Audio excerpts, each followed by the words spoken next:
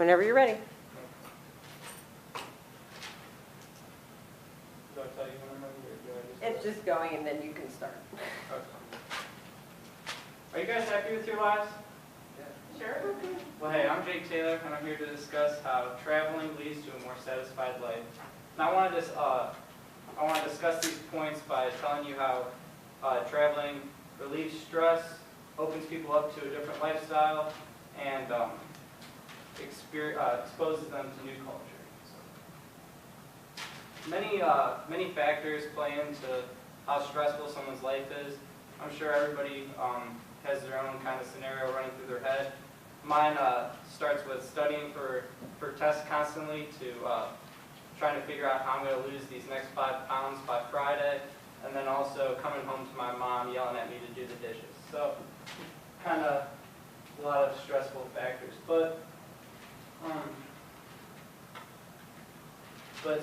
So according to Penn, Petrick, and Moji, life satisfaction after a leisure trip is influenced by 4 dimensions of happiness / relief. And those 4 factors would be relaxation, detachment, control, and mastery experiences. I'll kind of go over them. I think of relaxation as like no hassle when you're on the trip. So you can either choose to just relax on the beach, or I guess go to the casino if you're old enough, stuff like that. Detachment, I would say that's like detachment from work, as you guys can see. A lot of factors of stress go into work and just school, I guess, for us. And when you go on vacation, you don't really, most of the time, we don't have to deal with any of those. So that kind of plays into that. And control, it's kind of confused at first when I saw control on the study, but I kind of realized like you control what you do when you do it. So you decide, if you want to wake up at 3 o'clock in the afternoon and then eat junk food all day, you can do that. Or if you want to wake up early and do a bunch of things, you can do that. And also mastery experiences. So basically that's just going doing different experiences that you wouldn't do normal day life. So I realized they all kind of play like a factor into each other. So I mean they're all pretty much related. So, and then pre and post test done by the same professors, but just a different article. They did a test to see how the happiness levels of people before and after a trip. So they just tested their levels of happiness before they went on a trip, and then also tested them after they came out of the trip. And the results for that were people who went on a trip experienced more happiness / relaxation after they were off the trip. So they were just happier even after the trip was over. So that comes in there. And then, so my next point I want to kind of touch on is how travel opens people up to a different lifestyle. And I'm assuming a lot of people in the U.S. live kind of how I live. They have a normal house or an apartment, and they're either a student or they're working a full-time, part-time job with a family. They don't have much time to do much activities. But how many of us are daydreaming about our, laying on the beach, having, people clean our rooms for us, going to dinner and having people wait on us at high-end diners and stuff like that. So that's what traveling does. It opens us up to a different lifestyle.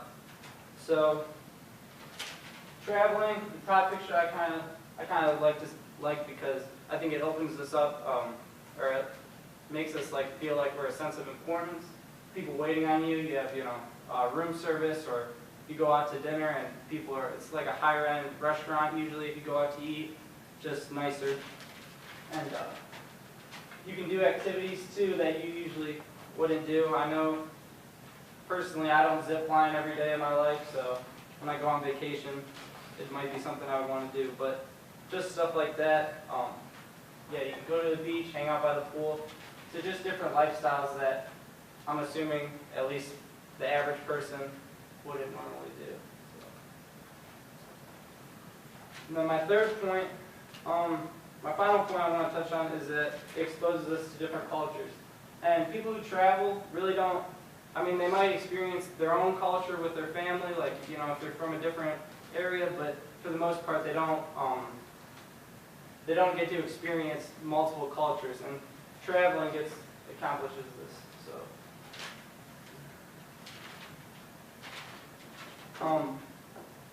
So if you go on like vacation somewhere, this is in Nepal specifically, but there's a lot of places, China and stuff like that. There's festivals going on mainly year-round. So eventually, like if you go somewhere, there's a good chance you might have a festival, and there's like tons of culture, you know, between dancing and just different traditions that you could experience on vacation.